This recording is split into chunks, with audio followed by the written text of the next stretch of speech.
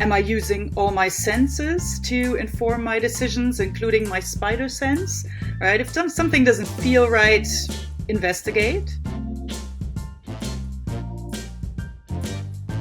Today we're going to talk about 5 questions that you can ask yourself as arts leaders and creative entrepreneurs to guide your creative day. And to share these questions with us today is Jutta Brendemühl, who is a cultural catalyst and a curator working in international cultural relations. So welcome, my wonderful friend Jutta. Thank you for being here to share these questions and prompts with us. Thank you for having me, Heather.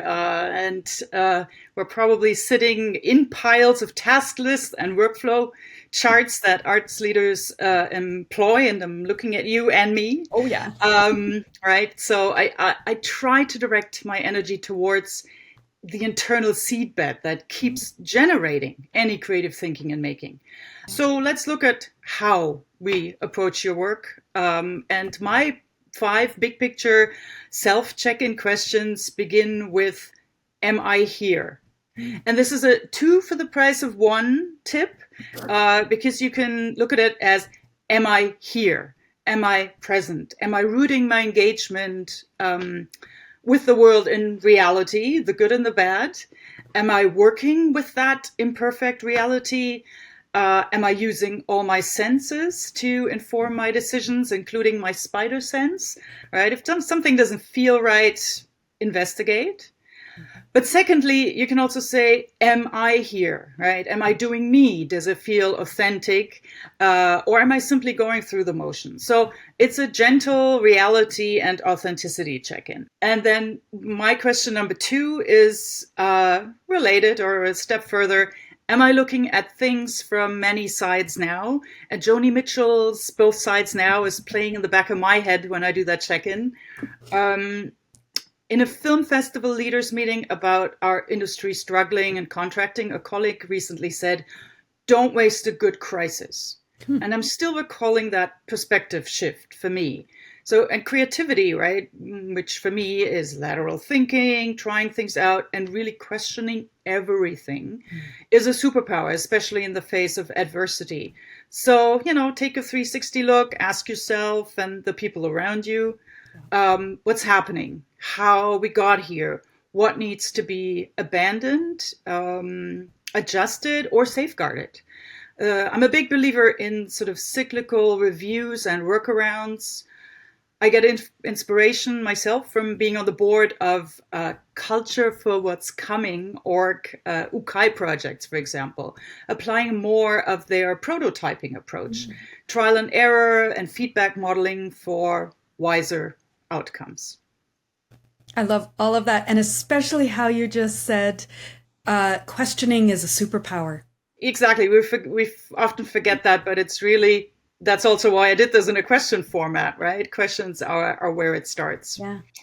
The next one is very personal and tricky in a way. Have I broken any rules yet today? Yes. Just a call to resist, and whatever norm or pattern hinders you the most, choose that. We live in times of like stifling streamlining, where even basic self-care becomes just one more chore. Yeah. So might not be popular, but say for me personally, it's okay not to sleep 8 hours a couple of nights, to get up at 3 a.m. to put that exhibition idea on a piece of paper.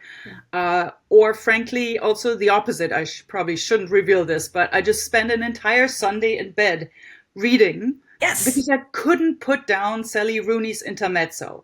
Good for like you. A life-changing book. Glorious day. And that it fed my soul. So, what I took from that, again, is if it feels meaningful, worthwhile, satisfying, just do it. And my question number 4, check-in, is simply, why? I don't mean it in a what's the meaning of life kind of sense.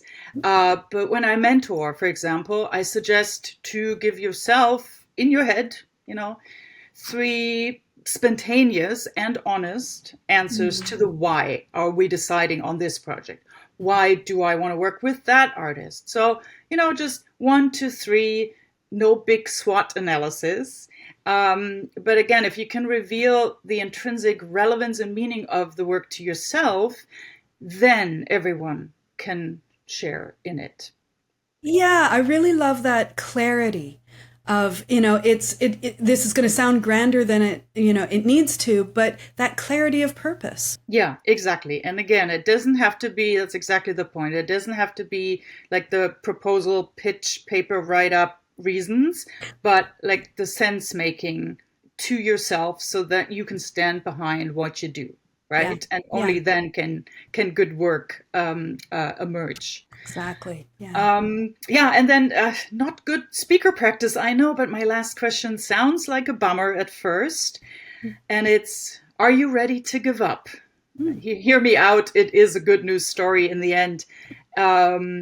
My favorite indie band from Hamburg, Tokotronic, celebrates joyfully giving up when all else fails in a song that goes just before the fall, when you think F it all, when you don't know how to go on, surrender. Oh. And I like it because it's not in my gritty nature. And while I said, do you above, you don't want to not surprise or challenge yourself either, and then bore others, including audiences, by staying in your lane at all costs and at all times. So for me, that song, and pick your own song, just reminds me in a fun way to get unstuck, let it go when needed. So to go all Buddhist, beware of too much attachment, or at least attachment for the wrong reasons or to the wrong things, also in creative work and arts creation. Yes, that is amazing and so inspiring. Thank you so much, Jutta. Now, where would you like people to find you online? I live on Instagram and a bit on LinkedIn at Jutta Brandemühl, as anybody knows.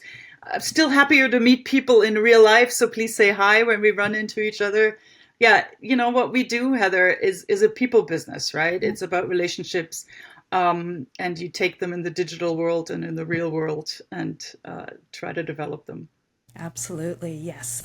And I'd love for everybody watching and listening to let us know the questions that maybe you ask yourself to inform and guide your creative day. Please join us next week where we'll have a new conversation and new points of inspiration and information with our next high five. See you then.